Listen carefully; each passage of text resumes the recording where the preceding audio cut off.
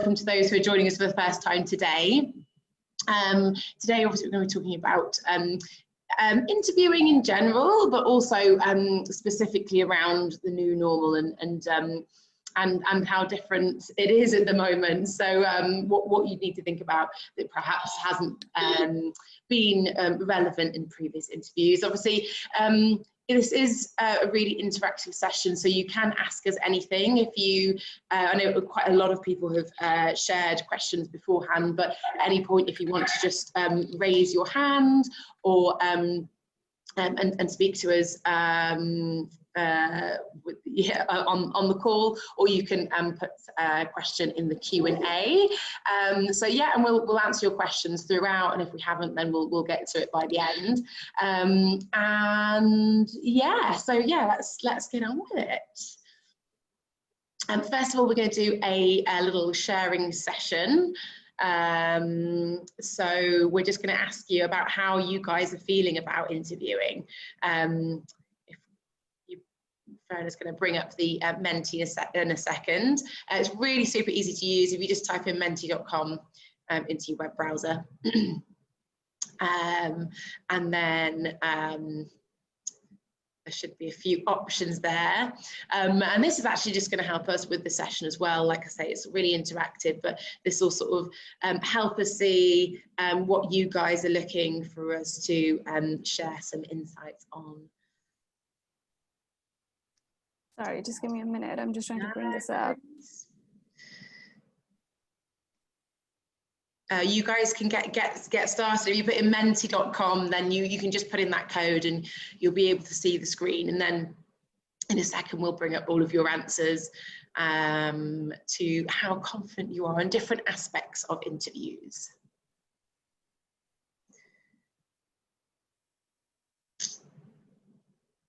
Sorry, just give me a minute. Oh, Prada, I mean, you know, I'm no technical wizard, so. I know, I just. It's you, not me. Hopefully you've got some questions coming through. And then we'll get the screen up so you guys can all see it. Awesome, here we go.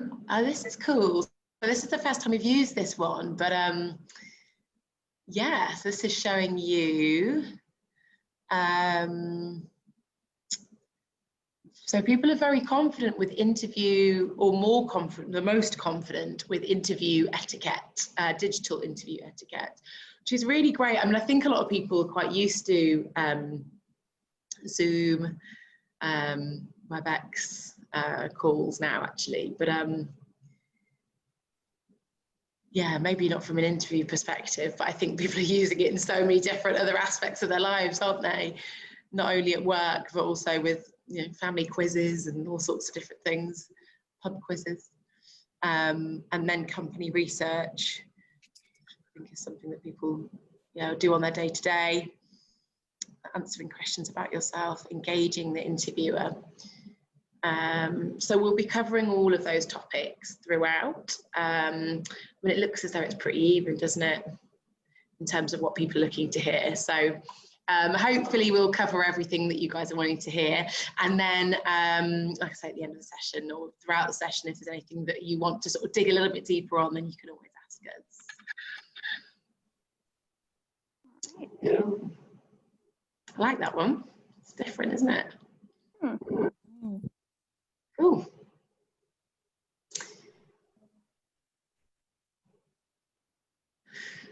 So we're just going to be working through the different stages of the interview process. So of course, before you start interviewing, then you need to prep for that interview. So yeah, so I think there's sort of two questions that you want to ask yourself, which is why this job? So why are you going for that job? What's attracting you to that job? And then secondly, what's attracting you to the employer, basically. So yeah, just spend some real time on their website. I think that that's probably like the sort of the schoolboy error number one would be to not check out their website, because I think there's just some really good information on there. Like, this isn't what other people are saying about them, this is what how they want to be portrayed themselves. So I think it's important to go on there and see how they describe their products. Like, they might have certain ways that they talk about their products, or maybe certain names of their products, yeah, and then the services that they're providing. So how do they think, how do you think that they are different to their competitors? I think that's important as well. So why, again, why are you going for this job? And, that might be a question that you actually get asked during the interview, is that, why are you applying for this job? So it's important that you really understand them so you can answer that question. And then, of course, why me? So preparing examples of how you are connected to that job and to that company. And again, like, doing that research and understanding about them, understanding the job is really, really important to you being able to really convey that. And not just on the sort of like the technical, the harder skills, it's actually around culture fit as well. So a lot of companies will have their values on their website. Yeah, always check them out, and hopefully you align with them, and then that's something that you can bring out during the interview. So yeah, we've just got a few tips here. So practice answering some of the questions out loud. I think that's a really great thing to do. Actually, just sit down and do a dress rehearsal, and then make some notes on the company, so you can refer back to those while you're having an interview. So yeah, so we shared there just about interviews in general, but of course the new normal is doing virtual interviews. I mean, I think there are some companies who are still meeting face to face, but I think what's more common now is doing an interview virtually. So I think definitely the most important thing would be to do a test run. What equipment, what technology are they using? Have you used it before? Do you know how to use it? Just the whole setup. So where are you going to be sat, and what's the environment like around you? So getting your setting right is really, really important. So what's in shots, like what can they see? Is there an unmade bed, or something in the background that maybe looks a little bit untidy, or something that's going to sort of that isn't very presentable. So I think the lighting is really important too. I mean, if you can, ideally sit in front of a window, so the light is facing you, but certainly look to avoid the light being behind you, because then all you'll see is just sort of a dark silhouette. And of course, the beauty of virtual interviews is that it's sort of as close to a human interaction as we can get. So all of those facial expressions are really important to sort of building a relationship with the person on the other end of the line. Of course, dress to impress. So just because you are at home doesn't mean that you can't dress the part. So try and be as professional as possible. I think it puts you in the right mindset as well. So if you're sat there in your PJs, and you're probably not going to be feeling as much of a go-getter as if you just put a bit of effort in to what you're wearing. And I think that sort of obviously makes an impression about who you are and how seriously you're taking that interview. And the other thing is to avoid distractions where possible. So that could be anything from, the dog barking, or the baby crying, or, the fogging that's happening, or whatever it is. Like, try and do as much research as possible on what's going to be happening in your environment during that hour, and just sort of avoid being distracted. I mean, I think this is something that we're really used to now, is that, the baby crying, or the cat walking across the screen, or whatever it might be. And I think that it's nice actually in terms of like building a relationship. But if you find that you're having a 1 hour call and there's like 4 or 5 distractions throughout, then it's not an efficient use of time. So yeah, I think wherever you can, then just try and avoid that. And then if it happens, like, just, if there is a distraction, don't worry about it, just make light of it.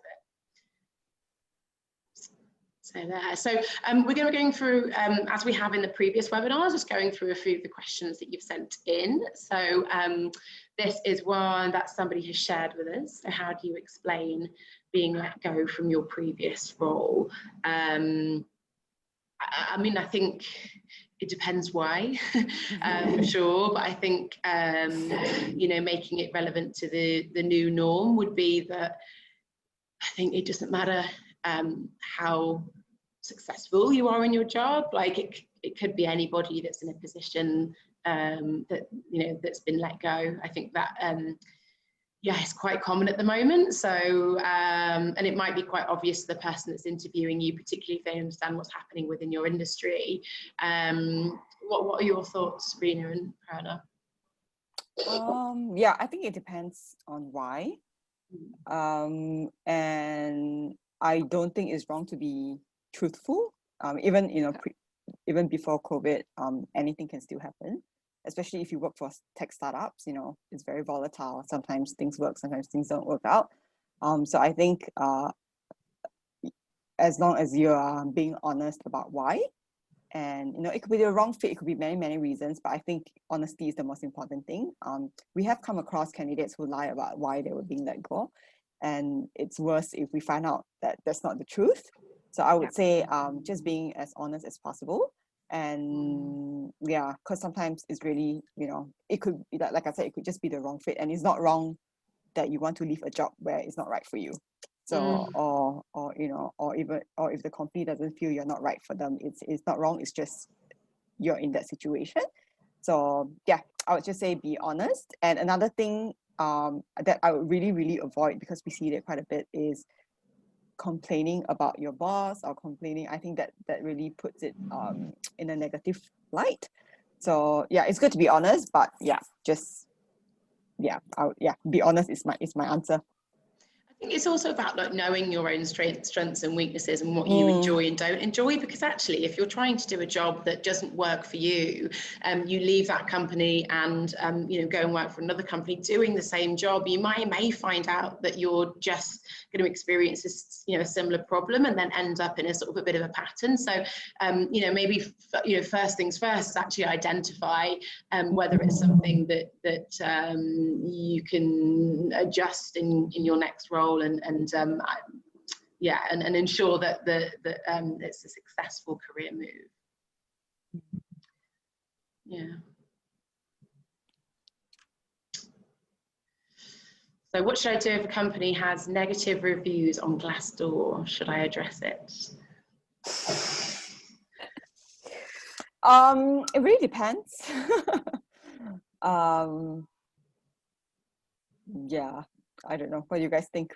I think I mean, if the reviews are negative, I mean, real life scenario, I've actually had candidates ask the client, you know, that, you know, reviews are so negative, and, you know, Glassdoor gives you an option to say what is negative. So sometimes it is the management, sometimes it's a hire fire sort of an environment, whatever it is. I mean, there's no harm asking, just because it's out there, it's on the internet, it's a resource that, you know, you've used to understand a bit more about the company. It's probably a part that you found out when you were doing your research.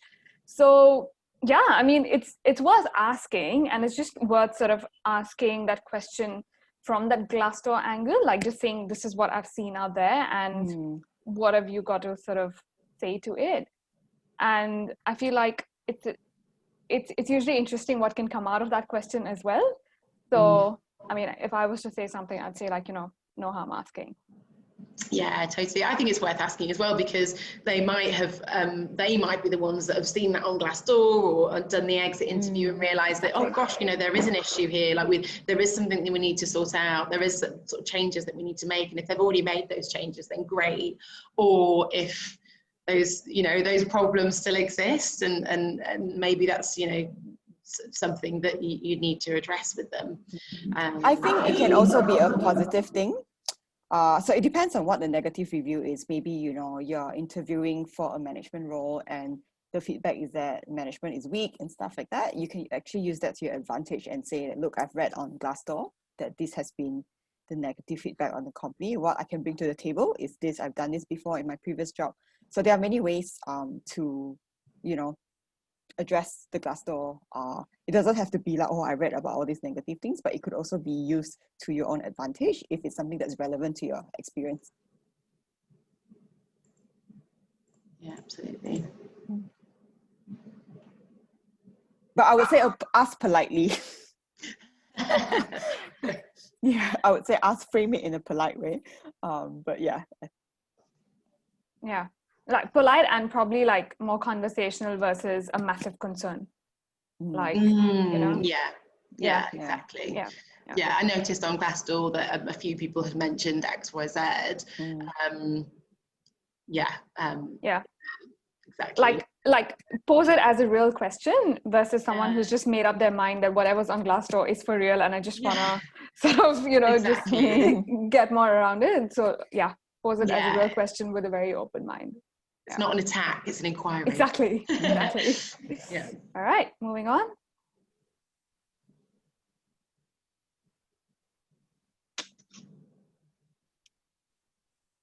So yeah, engaging the interviewer during the interview. So how can you use active listening?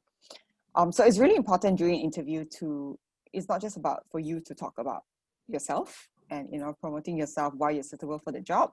It's also important to listen to what the interviewer is saying. You know, a lot of times when you go for interviews, people do say that, you know, we've got good chemistry. Chemistry is quite an important part of an interview. So you don't want to be the one that's talking and not really listening to what the interviewer is asking, or not catching the cues of the interviewer wanting to, you know, slip in a question. So how can you use active listening? So you can also ask powerful questions such as, you know, what's the company's biggest challenges right now, and in what ways will this role help alleviate those challenges? You can also you know, these are the few examples I would say. Like, I know things are quite uncertain right now, but as we continue to navigate this time, what are the company's top priorities and plans for the next few months? Or can you tell me more about what steps remain in your process and what your likely timeline would be for making a decision? So these are some of the questions that you can ask to show that you're just not talking about yourself, but that you're genuinely, you know, interested in knowing about the role, the company, even the person that you are interviewing with. And always, like I said, always take time to listen what the other party have to say, because oftentimes I feel that there are some candidates who are just very nervous about going into an interview, and they have this script prepared in their head. So their aim is that I need to talk about all of these things so that, you know, I'm able to tell them all about these things that I can do to ace the interview. Sometimes it's not like that at all. It has to be a two-way conversation, that, you know, you're talking about yourself, but you're also allowing the interviewer you are also listening to the interviewer and then allowing the interviewer to also ask you questions. And sometimes it may go towards a very different direction than what you had anticipated, but that's how an interview is, right? You just have to go with the flow, and it may not happen like how you think it would be. There's a question that's just come in from Matt. He says that a really tough part of the interview is at the start. It's the famous "tell me about yourself." He said that if you tell them about your life, that seems off topic, but reciting your CV seems equally wrong. I think you can tell them about your life. Okay, I would say you can give a short introduction about your life. You know, maybe where you're from, how long have you been in Singapore, if if you're not from Singapore. So just bits and bobs, but not so much that, you know, I was born, I have 5 siblings, like not too into details about your life. So I would say that it's fine to tell about your life. You know, if there's anything interesting about you, maybe, you know, you're a professional dancer, or you used to play classical music. You know, there are certain things that you could actually just tell them a little bit fun things about you, but just don't go too much into like personal details. I think as well, I think this ties in with the sort of the tips from earlier about just around researching the company. So not only about you know, what their products and services are, which, you know, there might be information about your personal life that is relevant to that, but also just around their values, maybe some of the CSR work that they've been doing, and also the particular interviewer. You know, you might go onto their LinkedIn and find out that they're also a professional dancer. So then it is worth talking about it, right? So I think it's about just, yeah, doing a bit of research and understanding what parts of your personal life are relevant to that conversation, and then and what wasn't highlighted in your CV, or things to highlight from your CV that are important to know that they might not have spotted. Yeah.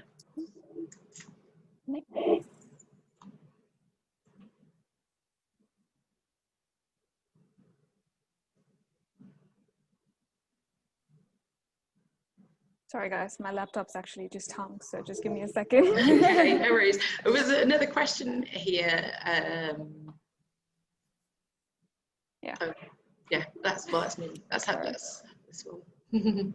So as a recruiter, what interview questions do you find most important telling of the candidate? I think there's no specific I think there is no specific, I can't think of any specific question that is telling of the candidate, but how I would judge is if they listen. Yeah, I think they listen to what I ask, because oftentimes it's easy for candidates to go off topic, or they just ramble on without realizing that they've been talking about something that's totally irrelevant to what I asked for the last 5 minutes. So that that just gives me sort of the impression that, okay, they're not really listening to what I'm asking, or are they interviewing for this job? So I don't have a specific question, but I usually like to throw scenario questions, because obviously everyone has different experience, and it's not like 1 + 1 = 2. Not everyone has a specific answer to any of the questions. So typically I will ask open-ended questions, scenario questions, and see what their answer is, and then I will evaluate based on that.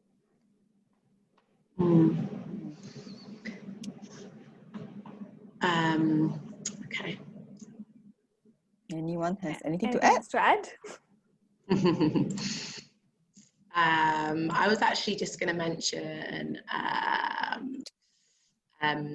about sort of like behavioural and situational as well. And I think another thing that is important is consistency. You know, if you're asking them questions, but you may ask them similar things but different ways, or if there's something that you're not clear of, then you may sort of clarify something. So I think the most important thing is there is consistency in what they're telling you, because you know, you don't want to catch them saying something that's not right, or you know, or so I would say important thing is how they answer questions, you know, especially scenario-based questions, and how they react to it, as well as consistency in answering questions. Yeah.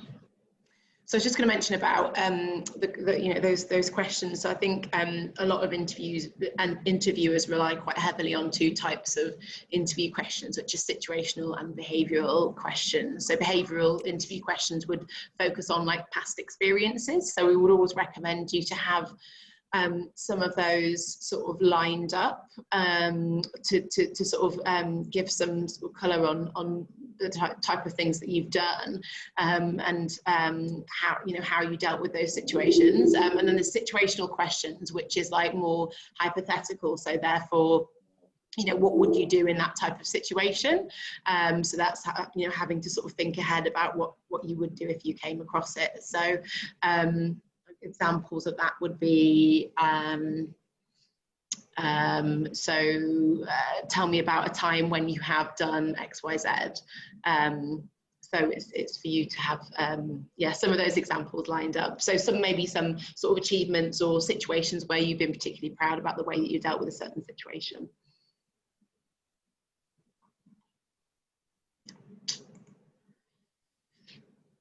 And how do you gauge a candidate's preparedness over video interview? A lot of things. I would say that, number one, if they're on time. If they're on time. Number two is their tech is all set up. They're not fumbling to put in their earphones. They're not fumbling to, or number three is, they're in a location that is ready for them to be interviewed. So similar to what KJ said, they're in a quiet room, with light, there's no interruption. And, I think even if, like, I know a lot of people live with family and stuff, or they might not have the luxury of having, a private space. It's just about getting somewhere, going somewhere where you know that you can, it doesn't have to be your house. But I would say that, number one, that's the first indication is that they're on time and everything is set up and they're just ready to go. And then second part is, you'll be surprised that a lot of times there are candidates who are totally, especially if they're applying for so many jobs, sometimes they don't know, what role is this for? They could ask us that, what role am I interviewing for again? So I think, and also, if they ask relevant questions, it shows that they have done their research on the company, they've read about it, and then they just have a lot of questions because they wanted to clarify things. So I think that's an indication of how prepared a candidate is. Sometimes we also ask, do you know much about this company? It's just a question to see whether they have actually done homework or they've taken, there are some that are like, no, I expect you to tell me about the company. So these are a few things that I would look at to see whether how prepared a candidate is for the video interview. Yeah. And this is also, I know with us, we are a bit more lax because we're the recruiter, but there are some clients who are very specific about that. Oh, they didn't even know that we did this. They didn't even look at our website. Because obviously some clients are proud of their website and what they do. They expect that candidates who are interested to interview with them would take the effort to do a bit of background research before going to meet with them. So I would say that, this is, preparedness for video interview. And and dress the part for interview. Yeah, nothing to add there. I think, that just literally just covers everything. I think if you look and sound prepared, then. I did an interview just 2 days ago. And obviously it was meant to be a video interview, but the candidate was like, I did not put on makeup and I have a facial mask on, so is it okay if I don't turn on my video? For me it's totally fine if you say that to me, but I think that would be quite different if you're saying that to a potential employer. But the thing is as well, we are the third party, when you're speaking to a recruiter, but at the same time, we are still selecting a short list of candidates to put forward to that client. And if you weren't on the video, or you seemed unprepared, or you're still giving an impression to us to help, for us to sort of project that onto your potential new employer. So I think to a certain degree, like, yes, we're getting to know you, and yes, we can be sort of a little bit more relaxed, but it's actually to us, it's like, this is how you're going to interview with the client, our client that we put you in front of. So I think it's important to be prepared. It's a trial run as well. It's an opportunity to sort of actually, how is the lighting, how is the environment, like, is this a quiet place, how do I look on camera? It's it's an opportunity to do all of that. And another thing is, obviously sometimes we do come into like people do have technical glitches, or they do come into like technical issues and they're not able to get online on time, or they're not able to access Zoom or Google Meet or whatever. It is important to quickly message the person to say that I'm having some issues, instead of just letting that person wait. So I think this is something that has happened quite a fair bit. And of course, it's not your fault because, this can happen, but it's always good to manage expectation, especially if, you're talking to an MD who's very, very busy, and he only has 30-minute time frame to talk to you, and you're like the first 10 minutes you're just finding your way and trying to resolve that tech issue. It's good to quickly tell them that we have this issue, so they're aware that you're not just not showing up, or you're just late.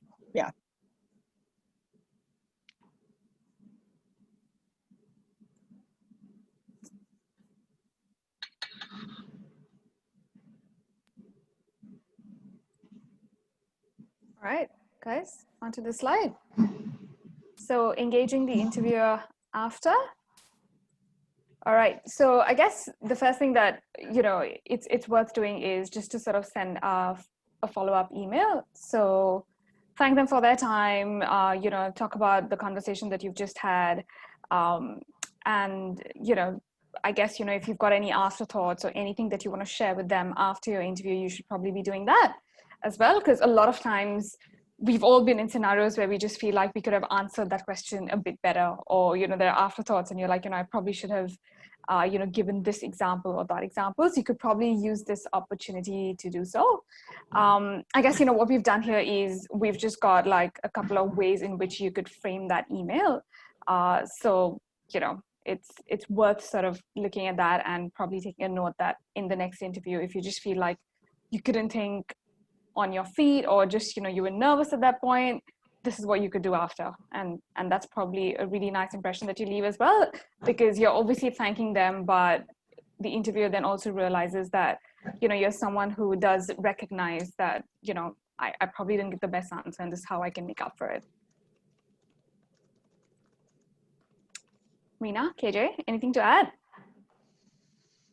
I think, thank you for your time. It's always good. Whether email or whether you want to, just drop a note on LinkedIn. That's and obviously, point out your if it's something that you feel excited about, let them know you're excited. I think a lot of people don't do it as often, I feel, but it's a really nice, touch actually to just drop a thank you note after an interview. Yeah, I think so, sometimes as well, like if you get the opportunity to, I don't know, we were just talking about this book that I was reading, and you said that you found it interesting, and so I sent you a link to Amazon so you can go and have a look at that book or whatever it might be. Like if you can sort of get an opportunity to do something like that, obviously it creates a connection between you and the person that you interviewed with. So or even following up with your own portfolio or whatever it might be. Yeah. I think another thing that we see is a lot of people, like, they send this email, they thank the interviewer for their time, and they just sort of reiterate the interest in the position again. So they can always say that, thanks for sort of sharing more about the role. I'm really, really interested, or, anything on how I feel like I can add more value or whatever. You could also do that. But I guess the objective is just to sort of be really, really nice and thankful for their time and for sharing the information that they've shared. And and obviously if you've got anything else to add, then please do that. Yeah, but don't overdo it. I think just that thank you note is enough. Yeah, exactly. Yeah, you don't have to put not in like extra follow stuff up every 2 days and ask Exactly. what's my job status. Yeah. I mean, if you don't want to add extra stuff, it's not needed. But if you do feel like it's needed, then do it. Okay. Yeah, right. And I also think you have to gauge like the chemistry. Maybe the interviewer was someone who's very chill, very cool, and then you got to talk about a lot of different things besides just work, besides just the interview. You talk, maybe you got to talk about your interests, or you've traveled to the same places. Then obviously you can be a bit more casual about it. But if you feel that an interviewer is a bit more formal, then just a regular thank you and reiterating your interests, that's good enough.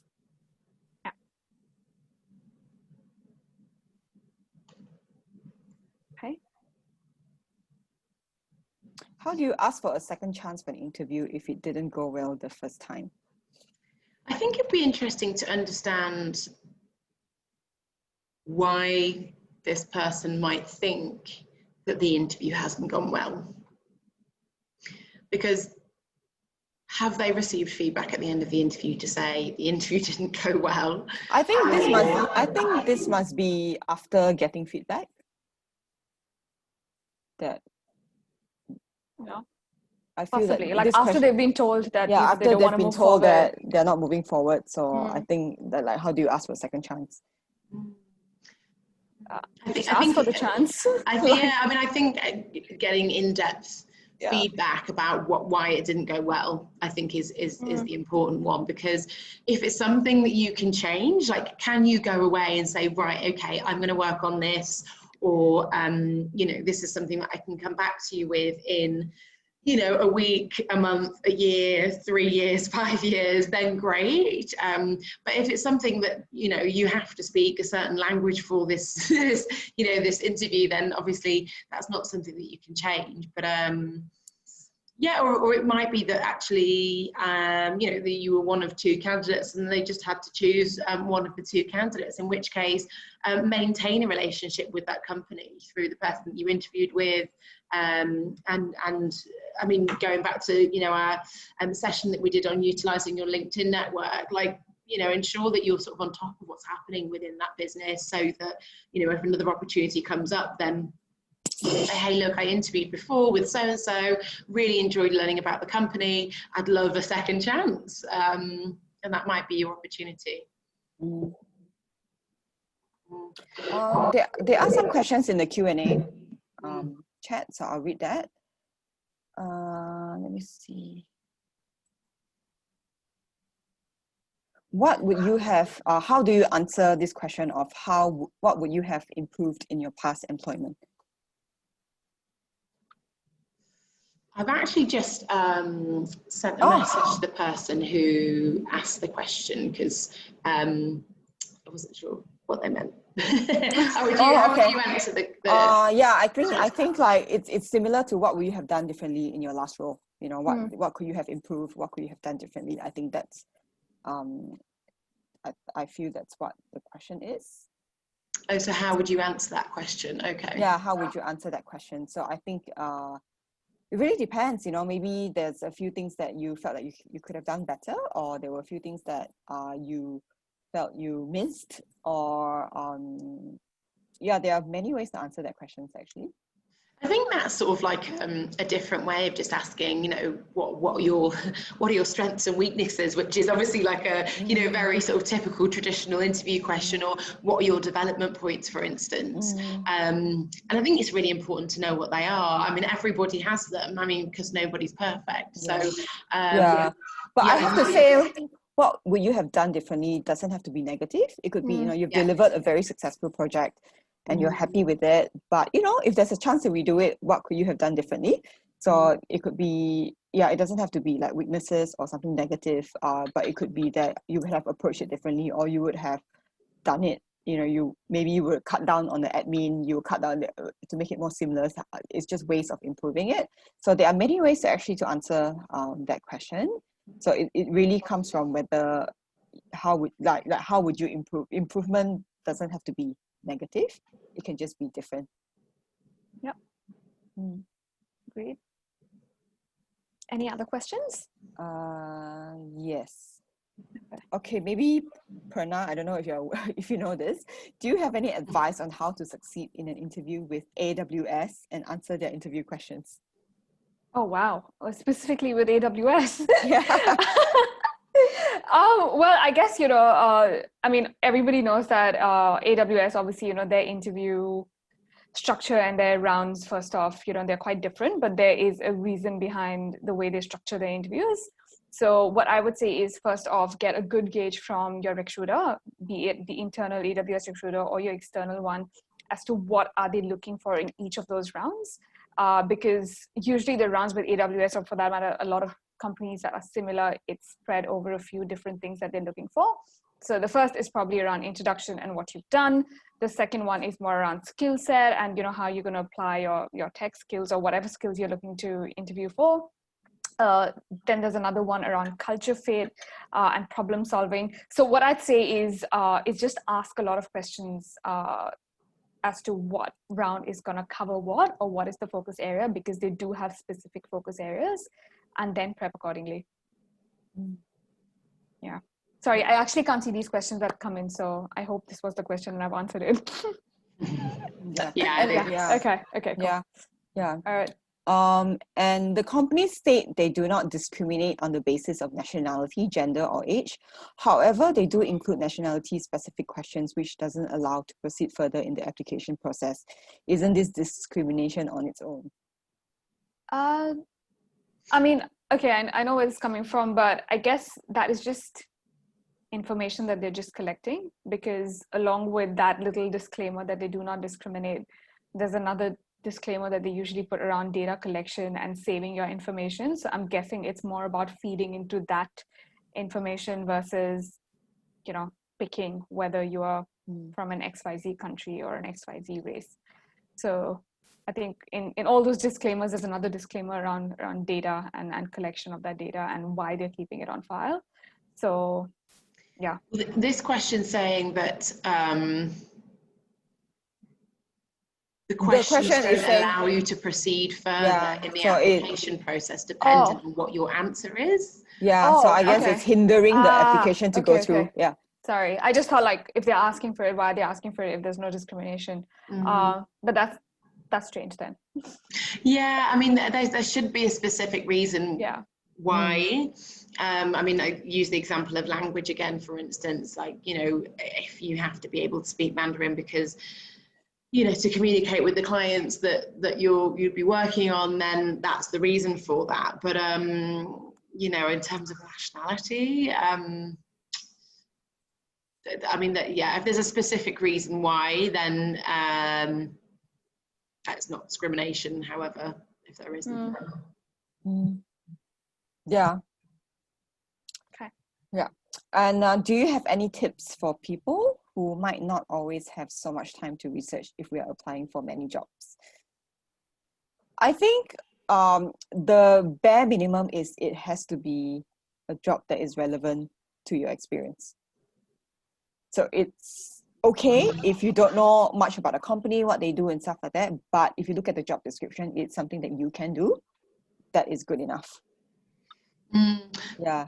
I mean, my answer to that would be, to apply for specific roles. Yeah. You know, roles that are very relevant to you. Yeah. And not just applying for many, many, many jobs whatever jobs that you can look at, because then obviously your profile will not get picked if you're not right for the role. So I would say it's fine that you're applying for many jobs as long as those many jobs are relevant to your experience.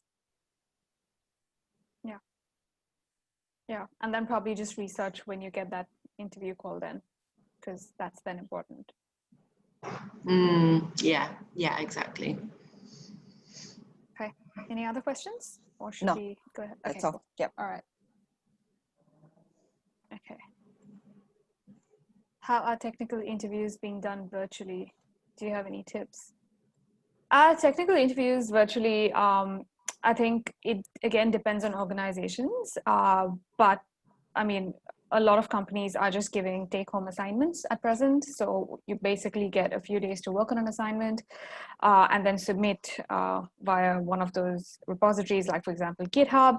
And then, you know, they then look at your assignment and then you get to present. So that's one of the ways in which I guess, you know, companies are running that technical round. A few of them are doing it online, like a live coding session, which is you are coding with your future hiring manager or another team member, and you get probably 1 or 2 problems to solve. And they basically, you know, they're doing it live, right? So they can see your thinking around it, how you work through it, and then kind of make a decision. So I guess it depends which way it's being run. But if it's live, then, you know, just prep accordingly, I would say, because you would know it's going to be live. If it's a take-home assignment, then you obviously get more time to, you know, put up good work and actually put more time in it. So, you know, invest that time and energy, I would say. And yeah, it's actually as simple as that. So you just need to find out how the company that you're interviewing with is going to run that tech round. Thanks, Brenna. I definitely couldn't have answered that question. All right. Okay, moving on then. Okay. Would you like to ask us anything else? Use the Q&A function on Zoom. There's another question. Okay. There are times when you believe you fit job description 100% and even get referred by an employee within company, but then recruitment team messages you that you are not fitting the criteria for the interview. How do you respond to the situation? Well, sometimes when they respond to that, it could be a template response. Or it could be that, you know, when you apply for the role, they already have candidates that are already in final stages that they're going to, so it really depends on where you are at when you apply for that role. in terms of the stage. Maybe they already have people, but the job ad is still there because the role isn't closed yet, but they already have selected a few that are going towards final interview. And because, I think we talked about this many times in the previous career labs, that usually the internal recruiter or recruiters do deal a lot with volume, and sometimes rejection is done via an automated email template, just to say that you haven't been selected, and that could be a consistent answer that you don't fit the criteria, or usually it's you don't fit the criteria. That's the standard answer. So that could be why, from my opinion.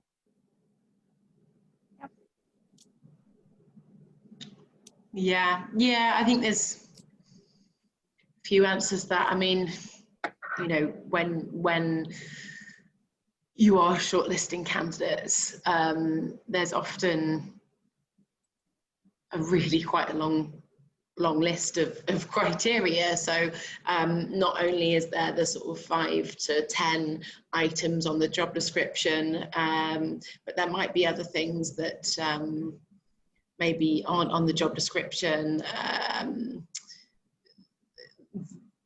that's a way of filtering down candidates. So I mean, I think that dependent on the volume of candidates within a certain candidate pool, they might be looking for an exact fit. So 20 out of 20 of the criteria, rather than sort of like a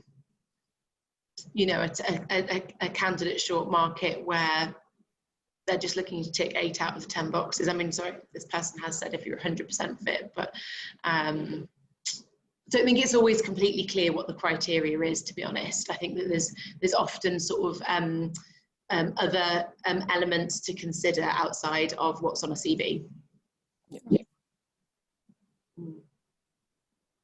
Yeah. Got another question come in. A couple of questions coming in. So is it okay to reach out to hiring team manager few times in case they are not responsive, to consider your CV highlighting your strengths after applying via a standard application process? Yeah, I think we mentioned this in one of our last sessions, maybe around sort of utilizing your network, but I think having that personal connection, highlighting your profile outside of just the regular application process. As we mentioned before, it might be that there's 200 applications and your CV is being filtered by keywords. Like if your CV doesn't have a certain keyword in it, you might not get considered for it when actually you might be right for the role. So yeah, I think if you know who's recruiting, then why not just give them a nudge? You might get some helpful feedback as well on why you're not suitable for the role, and then it might help you with your future applications. Anything to add there? No, I guess the only other thing that we mentioned was, I mean, if I'm not wrong, this question kind of said that they've reached out to the hiring manager a few times. So, I mean, the idea is to probably reach out to someone else as well that you feel could be right. I mean, you could reach out to their TA, their recruiter, or maybe somebody else on the team as well. So that's probably another way to, I guess, establish that connection. Yeah, absolutely. Because sometimes I think in some companies, the hiring manager, maybe they just don't deal with looking at CVs. They expect, their recruiter to go through the first screen and then present them with a shortlist. So even if you write to them, it's not something that they would normally do, even if they're hiring manager, because they would expect that their recruiter would be the one who will go through the first round and screen and then present them with the shortlist. So yeah, it's worth it to reach out to other people as well within the company. You might receive some sort of insight or information as well into, what's happening with that job, or no, I know that they filled that job, but we're looking for someone in our team, or whatever it might be. It's probably worth making a connection if it's a company that you're really interested in being considered for. Cool. Any other questions? Yes. There's one last one. I noticed more companies are offering traineeships, which is having full responsibility, paying intern pay rate, but extended duration. In your opinion, what is the chance of such a role converting into a full-time, and how long would such a traineeship be considered reasonable? It really depends on what the training program is. Yeah, there are many answers to this. Chances of, typically when there is a training program from a company, they definitely do think about converting the trainees full-time, because it makes sense, right? If you have been training with a company for 9 months and they've already given you all these tools and skill sets, they've already trained you, and you're so familiar with the company, it makes sense to, and if you're doing really well, it makes sense for them to want to convert you, because to hire someone else to go through the whole process again, it's a waste of time and money. So usually with training programs, they do think about converting, and there is a chance, but usually they will convert people they think would do very well within the company in the long run. And how long would such a traineeship be considered reasonable? It really depends. Usually a training program is because they have a goal to achieve, whether it's, they want to accept trainees because they have a 9-month project that they want the trainees to get involved in. It could be 6 months, it could be 12 months. So it really depends on the purpose of the training and why they need the trainees. Yep. Thanks, Rena. Anything else? Any more questions? And I think, again, like, if people want to email after the session, if there's anything, then please feel free. Dexter says, thank you so much. Thank you, Dexter, for joining us. We'll be interested to hear your insights as well. So got another mentee here for you.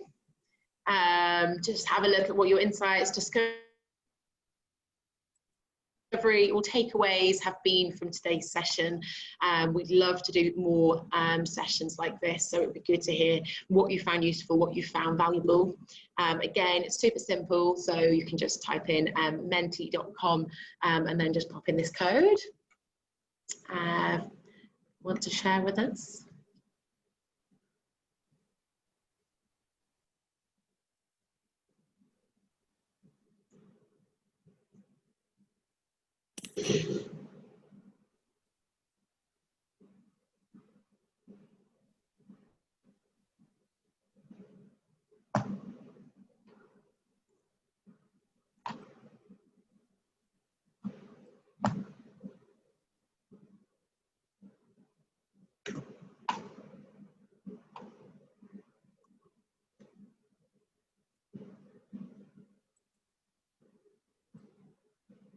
Come on, Prana, you can do it.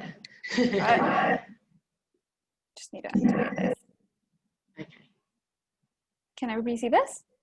And Sorry? we can't see the mentee. You can't. No. Aha, hello. What? So it's 659711. I'm going to submit my answer. Okay. 659711.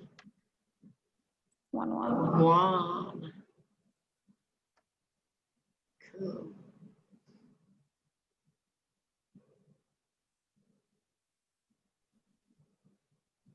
All right. How to answer being unemployed or let go can be turned into a positive, and being honest helps. Always.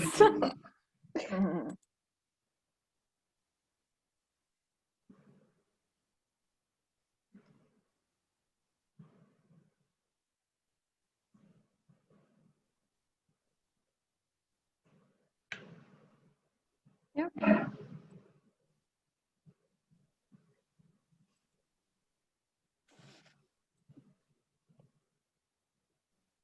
Mhm.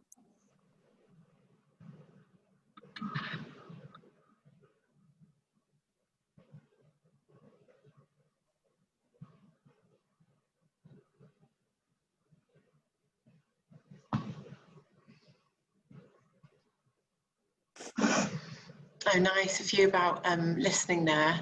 Mm.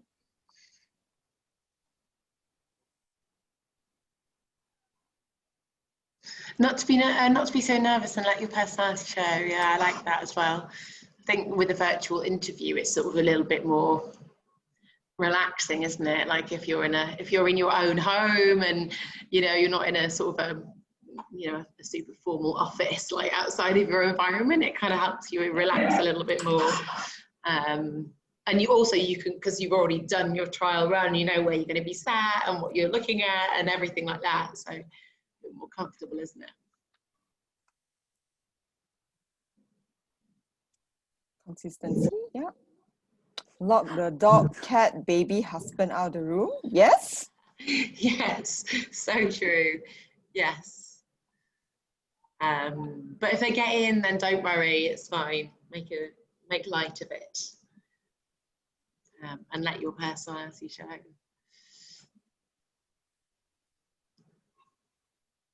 Yeah.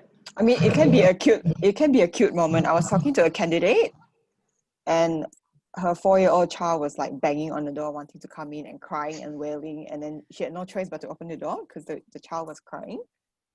And then he ran in, and all he wanted to do was to give her a flower that he had picked from the garden. Did he stay for the rest of the interview?